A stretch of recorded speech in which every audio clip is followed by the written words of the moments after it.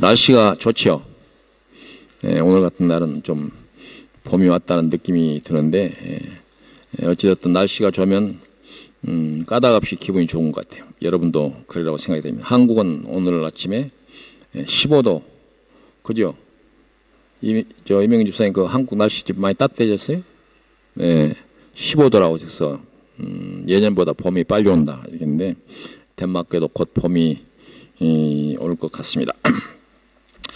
오늘 이 말씀은 제목은 여호와의 날 이렇게 그 제목을 붙였는데 이 말씀은 오늘 본문 가운데서 있는 그 이제 구절 가운데서 인용해서 그 제목으로 삼았습니다. 이 말씀이 실제로 이제 그 배경이 되었던 그 시대에는 오늘 말씀을 여러분들 읽으면서 이제 느끼셨겠지만은 그 이스라엘과 유다가 포로가 되어서 이웃 나라에 잡혀서 모든 민족이 흩어지고 또 고난을 당하다가 돌아오게 되는 때가 있다. 그리고 그들을 괴롭혔던 그 나라들은 하나님께서 심판하겠다. 그것이 이제 이 배경이 되는 직접적인 그런 내용인데 그러나 하나님께서 이 말씀을 통해서 주시고자 하는 것은 단지 이스라엘의 역사만을 우리에게 얘기하고자 하는 것이 아니라 이 말씀을 통해서 하나님께서 궁극적으로 이제 이루기를 원하시는 그 여호와의 날, 우리가 이제 늘 얘기하는 이 세상에 하나님께서 완성시키려고 하시는 그 나라는 어떤 나라인가라고 하는 것을 알게 하는 그런 말씀이라고 할 수가 있습니다. 이 요엘서가 전체적으로 배경이 되었던 시대가 이스라엘의 그 남북조 시대이기 때문에 전체적으로 그 남북조 시대의 여러 가지 상황을 배경으로 말씀하면서 주시는 교훈인데 오늘 이 말씀을 통해서 이 말씀이 우리에게 주는 그 정말 진정한 그런 뜻이 어디에 있는가 그걸 우리가 이제 찾아내는 것이 오늘 교훈의 핵심이라고 할 수가 있습니다. 이스라엘 백성들이 이제 처음에 북쪽 이스라엘과 남쪽 유다가 아수르와 바벨론의 차례로 끌려갈 때에 모든 민족이 종이 되어서 끌려갔고 그리고 그 이제 성도 파괴되고 교회도 파괴되고 교회 모든 집기들이 다 그 나라로 실려가는 그런 일들이 있었는데 그런 내용이 오늘 본문에도 소개되어 있습니다. 그러나 그 후에 이스라엘 백성들이 결국 돌아와서 나라가 회복되고 그리고 이스라엘을 괴롭혔던 사면의 모든 나라가 심판을 받게 될 것이며 또 이스라엘은 영원한 집으로 우뚝 설 것이다. 그것이 이제 본문의 내용인데 바로 하나님의 나라를 여기에서는 그렇게 표현한 것이다. 그렇게 이해할 수가 있습니다. 오늘 본문에서 그 아수르와 바벨론에 대해서 하신 말씀인데 그들이 이스라엘을 나라들 가운데 흩어버리고 나의 땅을 나누었으며 또 제비 뽑아 내 백성을 끌어가 소년을 기생과 바꾸며 소녀를 술과 바꾸어 마셨음이라 이렇게 기록되어 있습니다. 이 말씀을 보면 한 나라가 다른 나라에 이제 망하게 되는 그런 상황에서는 얼마나 많은 온 국민들이 고통을 당하게 되는가라고 하는 것을 아주 잘 표현하고 있는 그런 내용이라고 할 수가 있는데 여기에 이스라엘을 나라들 가운데 흩어버렸다 이 말씀을 보면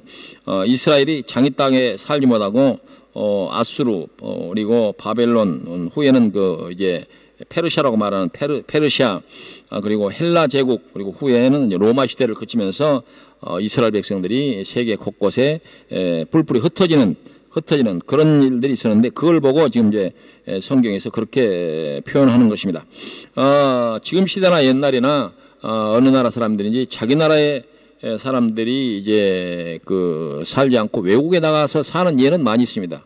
우리나라 사람들도 다른 세계 여러 나라들 가운데서 외국의 그 나라 그 민족이 나가서 많이 사는 나라에 속합니다. 우리나라도. 그래서 줄잡아 우리나라 사람들이 해외 나와 있는 사람들이 약 750만에서 많게는 800만까지 이렇게 보는데 여러분이나 제가 그 중에 한 사람들이다 이렇게 얘기할 수가 디아스포라를 그렇게 얘기하는 것인데 그러나 이스라엘 사람들하고 틀린 점이 뭐냐면 이스라엘 백성들은 그 팔레스타인 원래 자기들이 따르고 있는 그 땅에 사는 사람들이 더 적고 밖에 나가 있는 사람들이 훨씬 많다는 점에서 유일무이한 그런 민족입니다. 다른 나라 사람도 다른 나라에 사는 경우는 있지만 대부분 우리나라도 그러잖아요. 우리나라가 이제 해외에서 뭐 750만이니 800만이 산다고 하지만은 한국에 사는 사람들이 훨씬 많잖아요. 근데 이스라엘 백성들은 자기 땅에 사는 사람이 훨씬 적고 흩어져 사는 사람들이 훨씬 많다. 그걸 이제 성경에서는 이제 아수르와 바벨론을 통해서 세상의 그 이스라엘 민족이 흩어졌다. 그렇게 성경이 설명하고 있는 것입니다. 그런 이유 때문에 이스라엘 백성들이 해외에서 많은 고난을 당했는데, 단지 흩어졌다라고 하는 것은 밖에 많이 나가 살았어요, 그런 뜻이 아니라 밖에 나와서 산 이유 때문에 그들이 당한 고통과 어려움이 얼마나 컸느냐, 그걸 얘기하는 거예요. 그래서 어떤 기록에 보면 옛날 그 이제 2차 대전 당시만 해도 유럽에만 거의 1,000만 명 이상이 유태인이 살았습니다. 그래서 여기 그 나치에 의해서 600만이라고 하는 그 이제 사람들이 희생당했을 때 보니까, 기록을 보니까 그 폴란드가 그렇게 유대인들이 많이 살았더라고요. 거기에만 한 600만 명의 유태인들이 살았었다, 이렇게 기록되어 있는데, 거기에 살던 유태인 상당수가 그 나치에 의해서 가스실에서 희생을 된 일이 우리 근세사에 있는 걸 우리가 알고 있습니다. 이와 같은 이스라엘 백성들이 민족적으로 당했던 것들을 이미 이제 이 시대적으로 보면 엄청나게 오래 전에 하나님께서 그와 같은 사실을 현재 진행형으로 이렇게 말씀하면서 너희들이 이스라엘 백성들을 흩어버렸다, 이렇게 얘기하고 있는 것을 볼 수가 있습니다.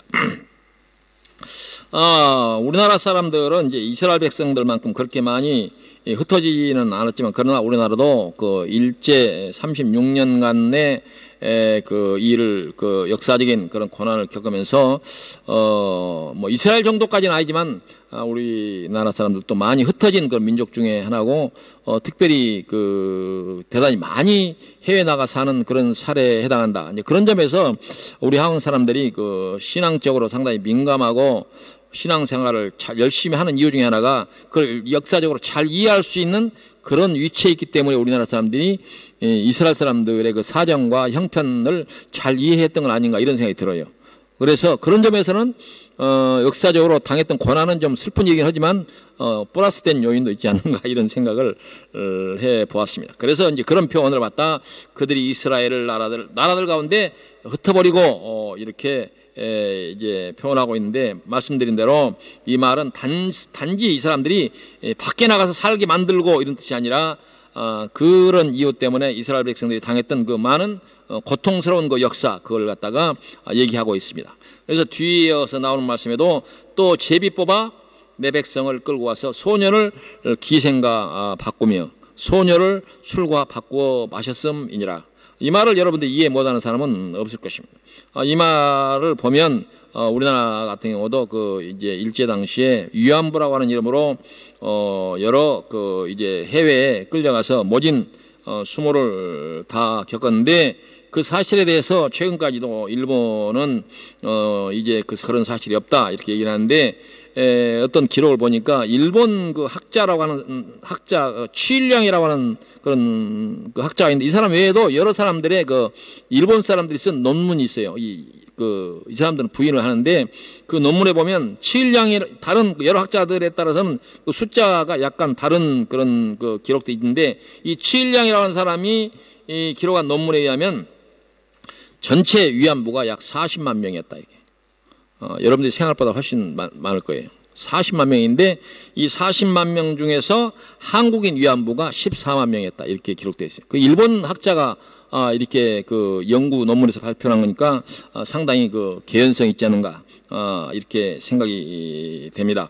그래서 그 성경의 배경이 된 이스라엘이 그 당한 내용을 설명할 때 소년과 소녀들이 그 인격적인 그런 그 인간적인 그런 수모를 당했다라고 하는 말을 이제 간단하게 표현하고 있지만은 그들이 당한 것이 꼭 그것만이었겠는가 생각하면 엄청난 그런 고난을 당했다. 그것에 대해서 이제 그 하나님께서 매우 분노하시는 이런 모습을 볼 수가 있습니다. 이스라엘과 그리고 우리나라뿐만 아니라 세계 역사가 진행되어 오는 동안에 무수한 많은 전쟁이 있었고, 그런 전쟁이 있을 때마다 살육이 있었고, 거기에서 이제 당하는 그 민족들이 흘렸을 그 피눈물이 얼마나 많았겠는가, 이렇게 생각을 해보면 이건 우리가 생각해도 가슴이 먹먹한 일이긴 하지만 하나님께서도 이 문제에 대해서 오늘 그 바벨론과 아수르에 대해서 너희들을 신문을 하겠다라고 하는 것은 그 약소민족들에 대해서 억울하게 한 것에 대해서 하나님께서 그렇게 말씀하신 것입니다. 그래서 여기에서는 배경이 되는 이스라엘이나 또 유다에 대해서 이렇게 말씀하지만은 역사 속에서 기록되거나 기록되지 아니하는 많은 약소민족을 침공하고 그들을 억울하게 했던 모든 죄에 대해서 하나님께서 그들을 신문하겠다 그렇게 이해한 것이 맞다 그런 말이에요. 그래서 우리는 성경을 몰라 알았든 몰랐든 어찌됐든 다른 나라를 이런 무력으로 말도 안 되는 이런 이런 억울한 일을 당하게 만든 모든 일에 대해서 하나님께서 그들을 심판하겠다 이렇게 말씀하고 있다라고 그렇게 이해를 해야 된다 그 말입니다.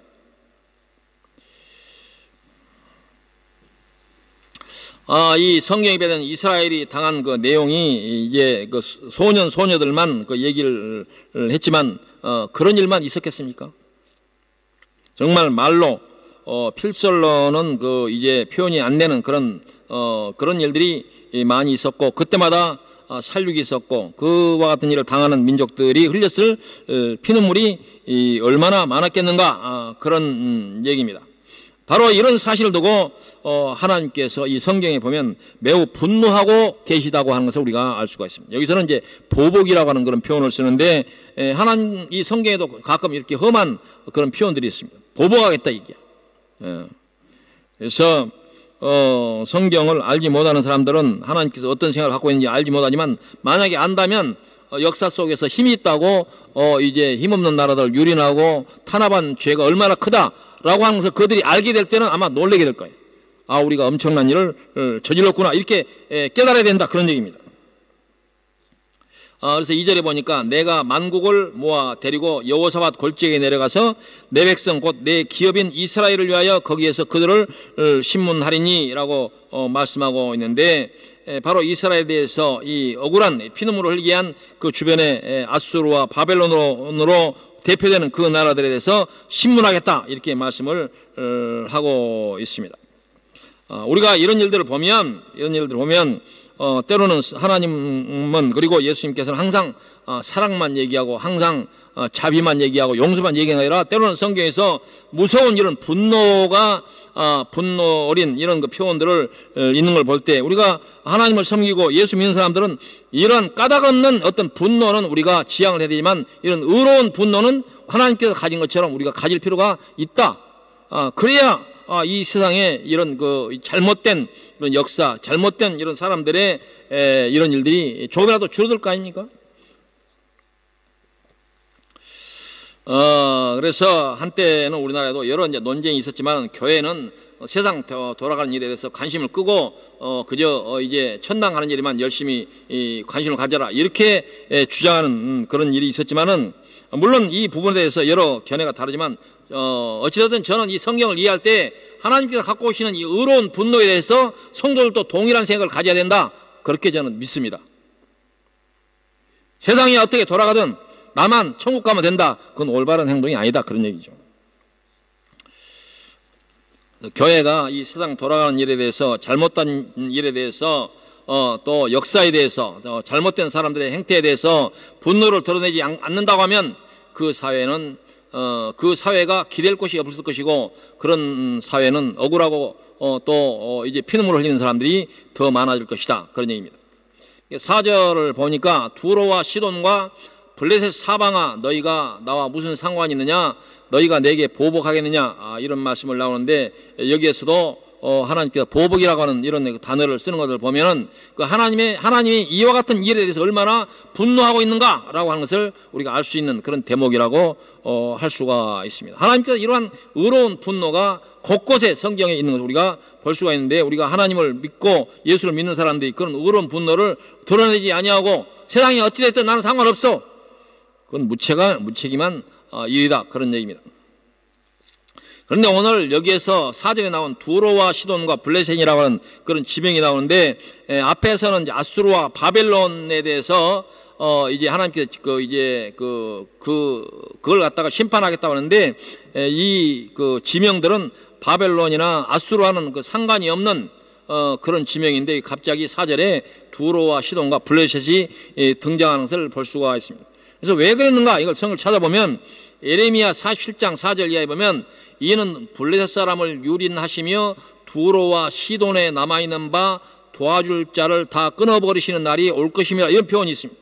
이것은 이제 예레미야서에 보면 이스라엘 주변에 있는 여러 나라들이 차례로 이스라엘을 괴롭게 하는 나라들을 그 차례로 그 나라 이름을 들면서 하나님께서 그들을 이제 벌을 내리겠다 이런 내용 중에 하나가 바로 예레미야서 47장 4절에 있는 말씀인데, 이 블레셋이라고 하는 나라는 우리가 성경에 자주 보듯이 끊임없이 이스라엘 백성들을 괴롭히고 침략을 하고 이런 일이 있었기 때문에 블레셋은 뭐 바벨론이나 아수르와 같은 그런 나라에 속하겠다 이렇게 이해를 하지만 여기 두로와 시돈은 성격적으로 좀 다릅니다.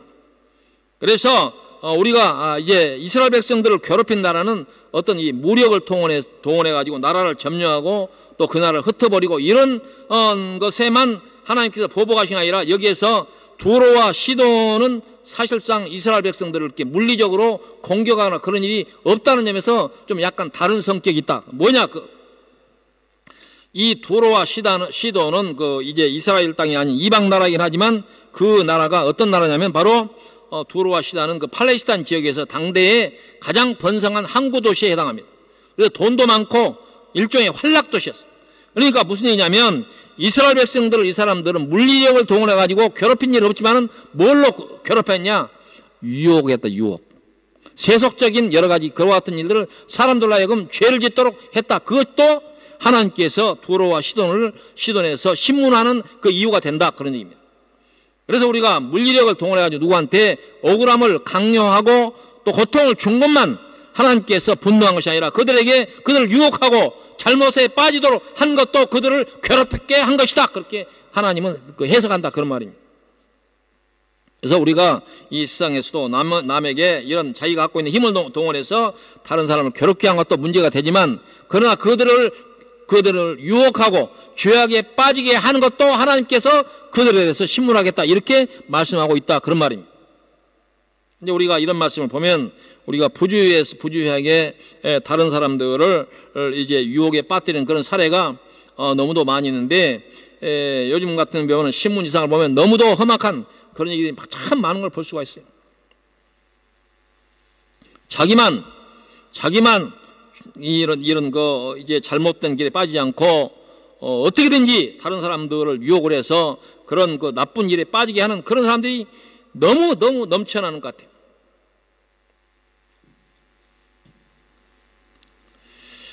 그래서 아까 예레미야 47장 4절에 블레셋, 두로, 시돈에 대해서도 뭐라고 하냐면은 도와줄 자를 다 끊어버리시는 날이 올 것이다. 그러니까 이제 이런 물리력을 동원해서 이스라엘 백성들에게 이제 억울함을 강요한 나라뿐만 아니라 그들을 유혹한 나라까지도 하나님께서 벌을 하겠다. 이런 말씀이 함께 나온 것을 볼 수가 있습니다.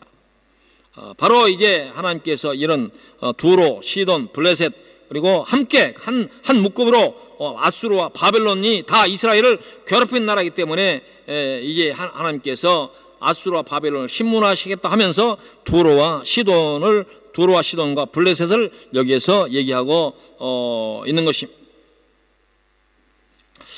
바로 우리가 이 세상 가운데서 이제 다른 사람에게 억울함을 여러 사람을 유혹하고 다른 사람을 괴롭힌 이 모든 일의 유형으로서 그 사람들을 유혹해서 잘못되게 하는 이런 일에 빠뜨리는 까지도 하나님께서 그들의 죄를 묻겠다라고 하는 것을 우리가 볼 수가 있습니다.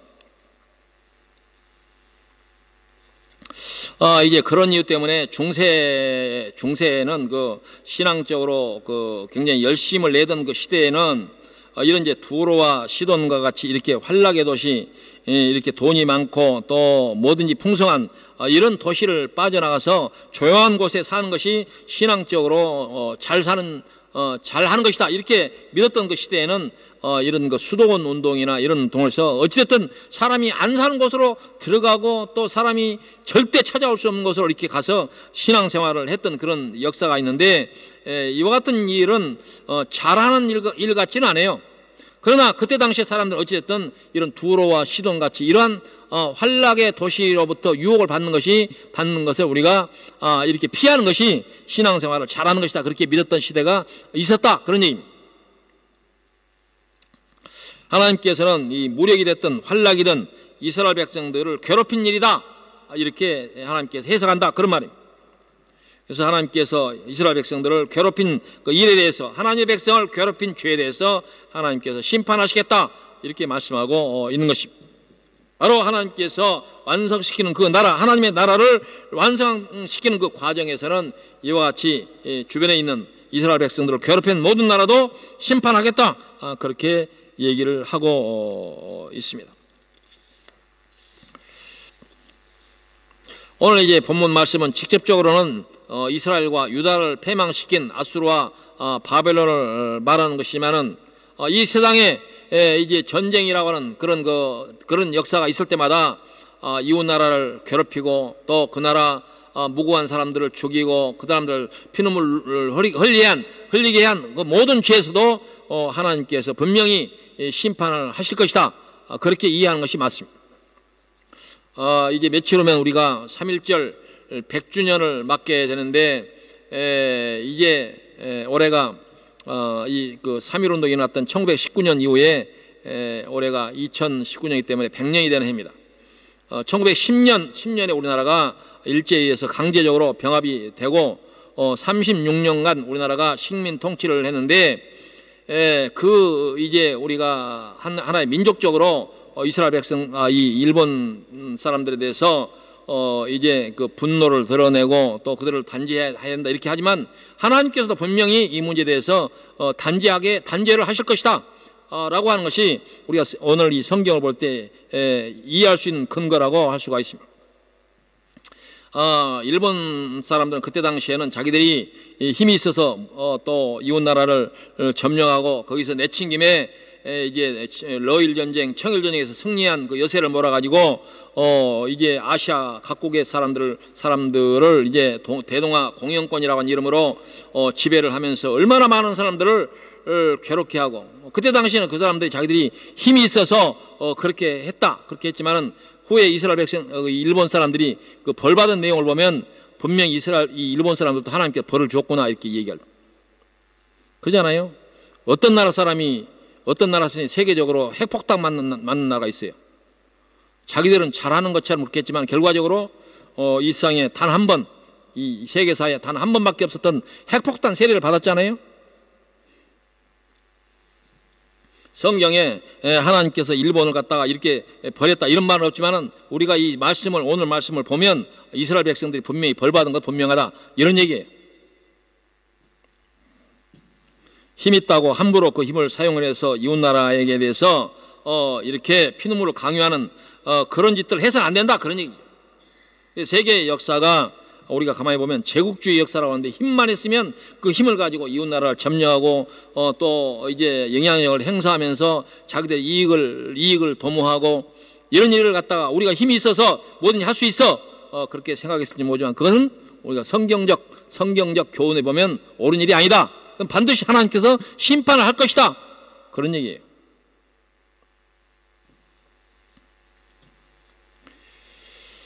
그런 점에서 우리나라 사람들은 그 3.1운동 때에 그 보여준 그 태도를 보면 물론 그 힘이 없어서 그랬을 것이다, 그렇게 이해도 되지만 그 3.1 독립선언서를 보거나 또 그때 당시에 이 3.1 이제 만세 운동을 이렇게 지도했던 사람들을 보면 세계 역사에서 그 자기 나라의 독립을 위해서 이렇게 독립운동을 하면서 이제 이런 그 태극기 들고 만세를 하면서 이렇게 한 사례가 없더라고요.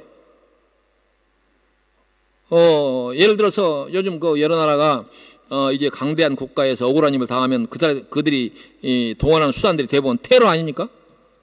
그래서 무고한 사람들을 죽이고 이렇게 하는데, 우리나라 사람들은 그 점에서 상당히 착한 면이 좀 있어요. 우리가 그 3.1운동을 보면 그런 점이 있다. 그래서 우리나라가 잘 돼야 할 이유가 거기 있다, 이게. 다른 나라는 이제 힘이 있고 돈이 많아지면 남의 나라를 괴롭히는 역사가 있는데, 우리나라 사람들은 이 무도한 일본에 대해서도 그때 당시에 그 3.1 독립선언서 보면 그들을 책망하기 전에 우리를 먼저 책망하겠다 이런 얘기가 나온 거 보면 우리 민족이 갖고 있는 그 DNA가 괜찮은 것 같아요. 그래서 옛날에 우리나라 사람들 백이민족 참으로 선한 민족 그렇게 불렀던 것 같은데 요즘은 많이 달라진 것 같아요. 돈도 좀 있고 좀 힘 좀 쓰다 보니까 제국주의 흉내도 내고 말이지 여러 이 동남아시아 각국에서는 어글리 코리아나 이런 모습을 보여주는데 이건 좀 우리가 반성할 바가 아닌가 이렇게 생각이 돼요. 이런 일들이 이제 일어나지 않도록 하는 그 역할을 이제 이제면 학교나 이런 교육을 담당하는 곳이나 교회나 가정이나 사회가 그렇게 가르쳐야 되는데 요새 그렇게 가르치지 않고 과거에 우리나라 갖고 있는 그 좋은 심성을 다 잃어버리고 요새는 아주 그 돈 자랑하는 그런 모습을 볼 때 여러 가지 염려스러운 점이 많이 있습니다. 이와 같은 우리가 3.1절을 맞이했을 때에 우리가 역사적인 사실 여러 가지 교훈을 우리가 얻어야 된다 라고 하는 것을 우리가 이제 되새기는 것과 함께 우리가 과거에 일본 사람들이 했던 그런 방식 돈만 가지면 어떤지 이웃나라를 괴롭혀도 된다는 이런 태도를 우리가 돈을 더 많이 가질수록 겸손하고 그래야 된다 그런 얘기.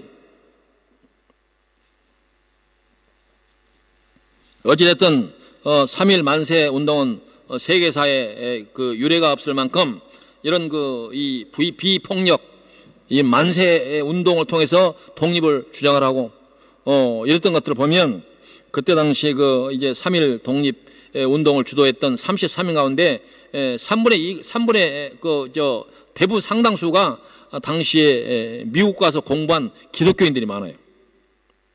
이 사람들이 어쩌면 오늘 요엘서를 읽었지 않았을까 이런 생각이 들어요. 그렇다고 하면 이 사람들이 성경을 참 착실하게 공부를 했구나 이런 생각도 들기도 된단 말이에요. 그래서 최소한 이 요엘서를 가지고 말씀을 들은 사람하고 듣지 않은 사람하고 자세가 달라야 된다 그런 얘기예요.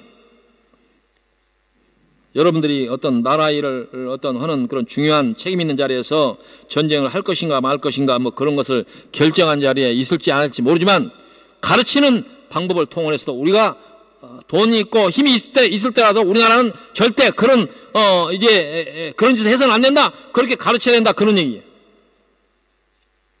그것이 오늘 이 말씀을 듣는 의의가 아니겠습니까? 자녀들을 안고도 우리가 돈 있거나 힘이 있을 때 절대 그렇게 하면 안 된다. 그렇게 하면 하나님께서 보복하신다. 이렇게 가르쳐야 된다. 그 말이에요. 그런 점에서 우리나라는 다른 나라는 돈이 많아지면 위험하지만 우리나라는 돈이 많아져도 위험할 가능성이 좀 적은 나라에 택한다. 그런 생각이 들어요. 그래서 우리나라는 이 21세기에 한 번 정도는 세계에 한번 그 이름을 떨쳐야 되는데 제가 자주 얘기하는 미국과 중국을 우습게 하는 그런 나라가 돼도 좋다 우리나라는. 왜? 과거 역사를 보면 우리나라는 그렇게 상대적으로 나쁜 그 일본이나 그런 그 제국주의 나라들처럼 나쁜 짓을 할 가능성이 훨씬 적다 이거지.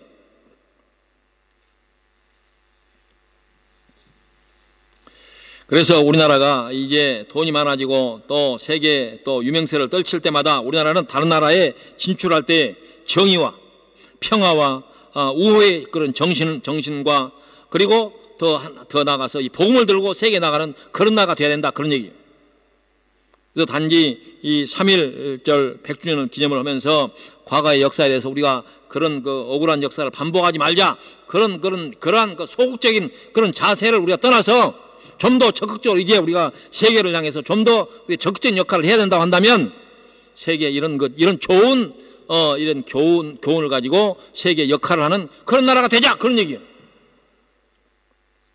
하나님께서 이 바벨론과 아수르에 대해서 책망하는 것이 뭐겠어요? 단지 너희들이 과거에 그런 죄를 졌을 때 벌하겠다 그런 교훈과 함께 이 교훈을 듣는 세상의 모든 사람들에게 너희는 그러지 마라 그런 얘기 아니겠어요?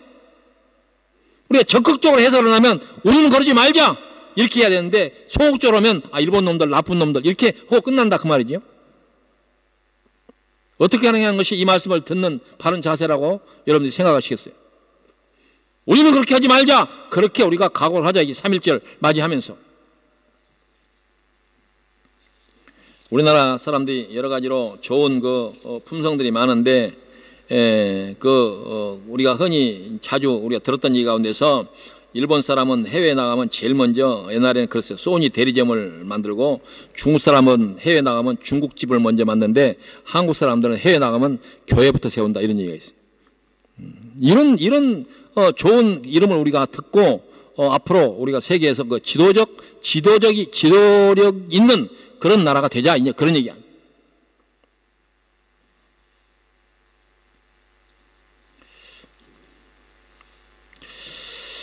그럼에도 불구하고 요새 상당히 우리 한국 사람들이 특히 그 동남아 쪽에서는 상당히 우려스러운 그런 모습들이 많은데, 그 어글리 코리안의 모습을 여실히 보여주고 있다, 이렇게 사람들이 걱정을 많이 하고 있습니다.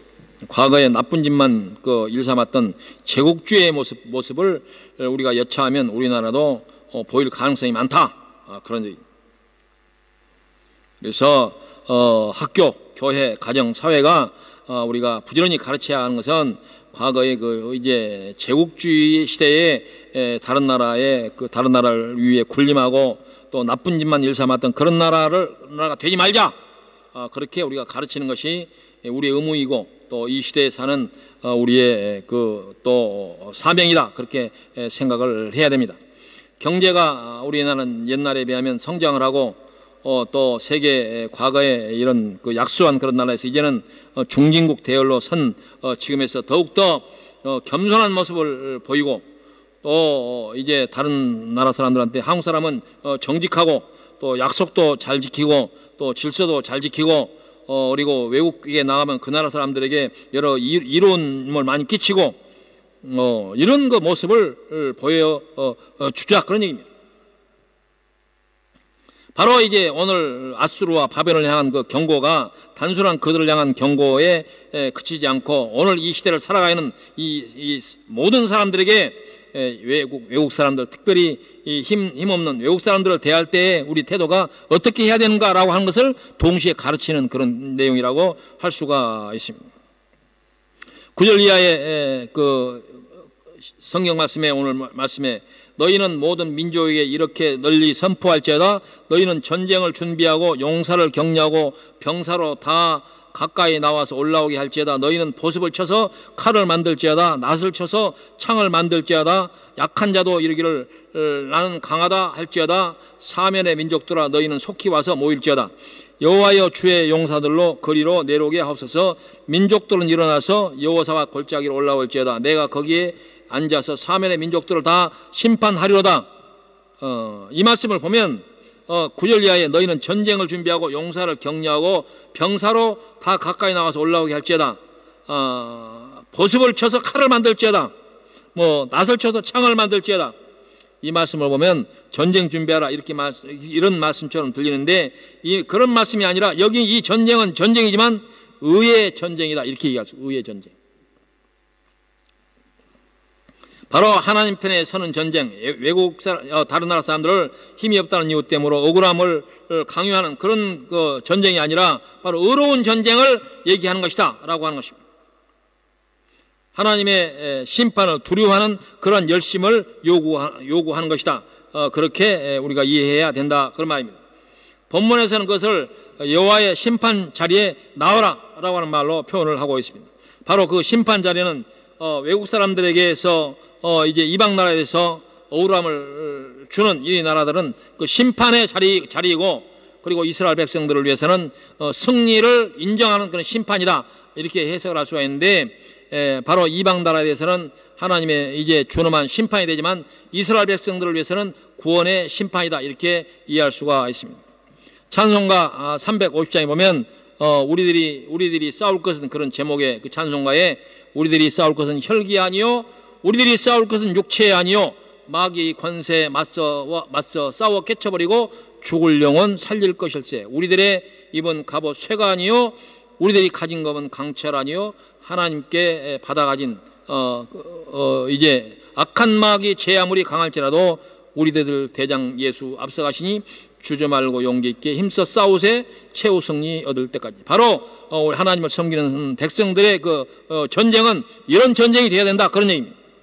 로마서 12장 7절에 보면 아무에게도 악을 악으로 갚지 말고 모든 사람 앞에서 선한 일을 도모하라 할 수 있거든. 너희 모든 이로서 서로 모든 사람과 더불어 화목하라. 내 사랑하는 자들아, 너희가 친히 원수를 갚지 말고 하나님의 진노하심에 맡기라. 기록되었으되 원수 갚는 것이 내게 있으니 내가 갚으리라고 주께서 말씀하시느니라. 이렇게 말씀하고 있고, 마태복음 5장 38절에 보니까 눈은 눈으로 이는 이로 갚으라고 했다는 말을 너희가 들었으나 나는 너희에게 이르노니 악한 자를 대적하지 말라. 누구든지 오른뺨을 치거든 왼쪽도 돌려대며 너를 고발하여 속옷을 가지고 하는 자에게 겉옷까지 가지며 누구든지 너로 억지로 오리를 가게 하거든 그 사람과 심리를 동의하고, 이렇게 되어 있습니다. 바로 이제 45절에 보면 이같이 한즉 하늘에 계신 너희 아버지 아들이 되리니 이는 하나님이 그 해를 악인과 선인에게 비치며 비를 의로운 자와 불의한 자에게 내려주심이라. 이렇게 말씀하고 있습니다.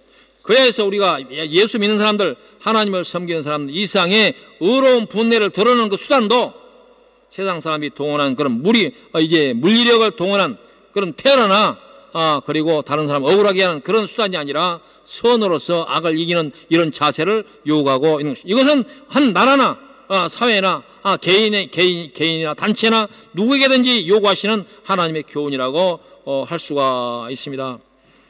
그래서 이제 하나님의 백성이, 하나님 여기서는 성경에서는 시온의 백성이라고 그렇게 얘기하는데, 이 시온의 백성은 이 폭력의 시대, 야만의 시대에 하나님의 사랑, 예수님의 희생의 그런 봉사의 정신을 가지고 악한 세상을 이겨나가야 된다, 그런 얘기입니다.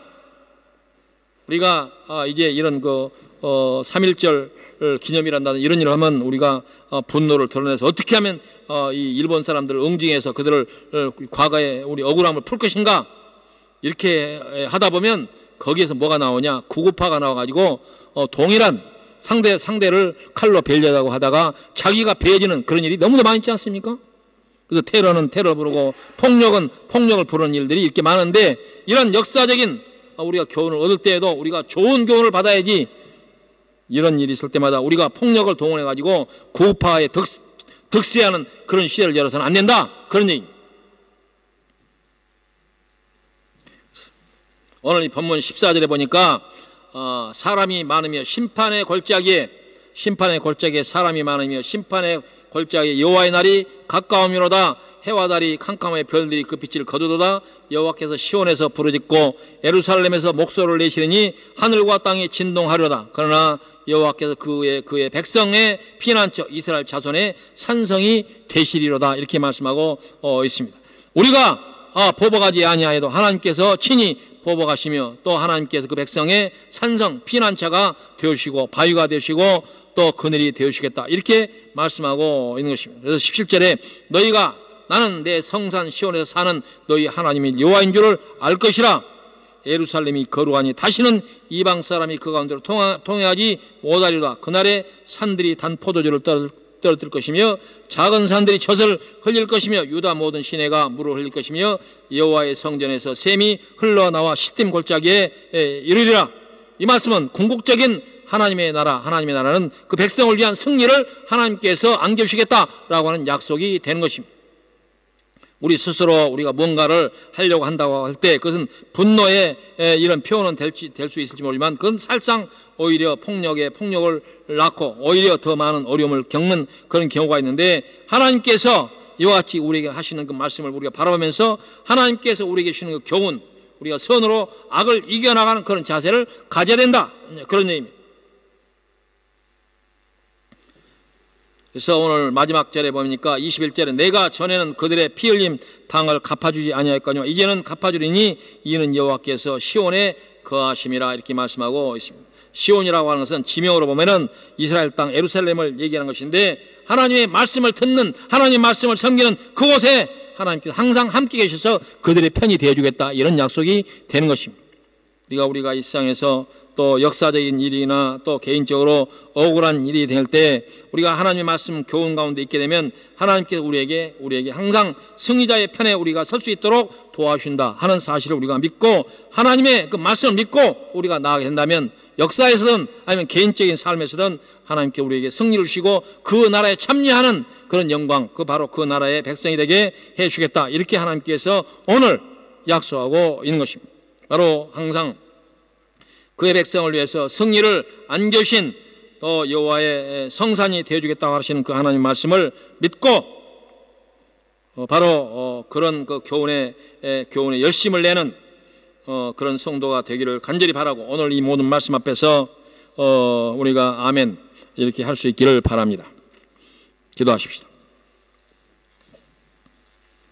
고맙고 감사하신 여호와 아버지 하나님, 오늘 이 요엘서 마지막 장 3장을 통해서 하나님께서 그의 나라에 대한 교훈을 통해서 또 하나님께 장차 우리에게 주심하고 약속한 그 약속한 나라를 우리들에게 말씀하시고, 또 우리가 이 세상 살아나가는 동안에 또 하나님의 그 교훈을 또 이제 어기고 또 세상의 주의 백성들을 괴롭힌 자들에 대해서 어떻게 하는 사람들에 대한 그 말씀을 우리에게 주셨사오니, 이 말씀이 오늘을 살아가는 우리 모든 사람들에게 중요한 교훈이 되게 하시고, 또 역사적인 그런 그 절기를 맞이할 때 우리가 취할 바 교훈이 될 수 있도록 인도하여 주기를 주님 간절히 바라옵고 원하옵나이다. 오히려 우리에게 힘과 능력이 있고 또 우리가 풍요를 누릴 때 우리 세상의 모든 유혹 가운데 빠지지 않도록 우리 자신들을 항상 단속하고 또 하나님 말씀에 열심으로 창념하고 또 겸손한 마음을 가지고 또 이제 선으로서